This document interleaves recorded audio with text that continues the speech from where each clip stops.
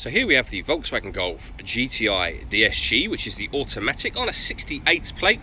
I'm going to start off by showing you around the outside of the car, and then we'll hop in and run through some controls on the inside.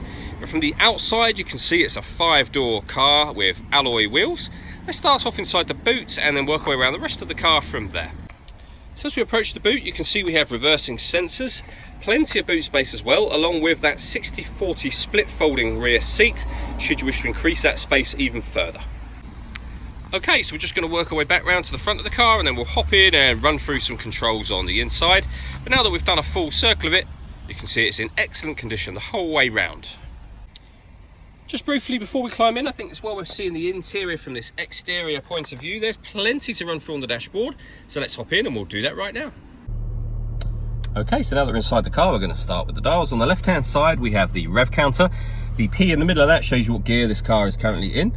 And on the right-hand side, the speedometer and the digital speedometer in the center of that.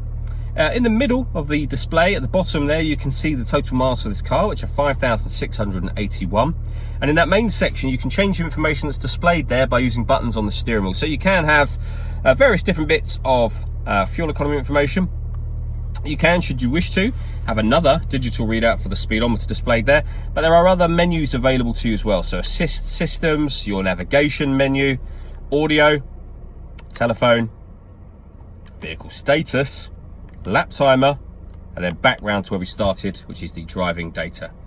To go through those menus, I was using these buttons just here. We've also got voice activation over that side, and on the left-hand side, cruise control and speed limiter. The button in the middle here will actually enable the car to maintain its own distance from itself and the car in front. So it will both speed you up and slow you down depending on the car in front speed. We've got a video showing that working on both our website and Facebook page, which are both well worth checking out. Behind that, we have the minus and plus paddle. That's so that you can change gear manually on this automatic gearbox. Over into the center here, we have the touchscreen for the car. So we're on the radio menu at the moment. You can see that this car has got DAB, FM and AM. If you want to listen to your own music, you can do. There's plenty of ways of doing that. You can see them listed there. They include Bluetooth audio. We've got SD memory card slots, loads of ways to listen to your music.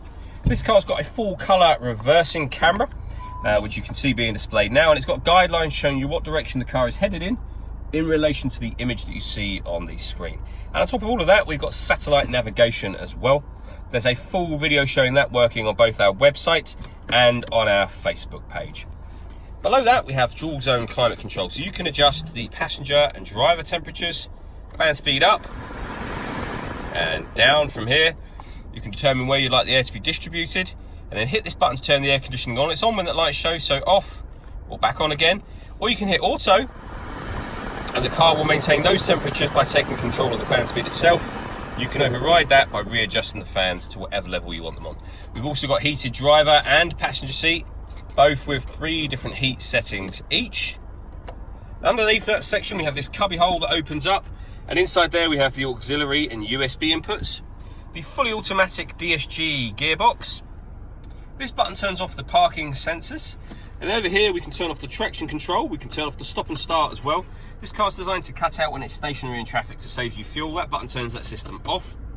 And this one changes the driver mode setup of the car. So you can put the car in eco, normal, sport, or individual, which means that you can set it up yourself and you can see all the things that you're able to customize just there. All that leaves me to say is thank you for taking the time to watch this video.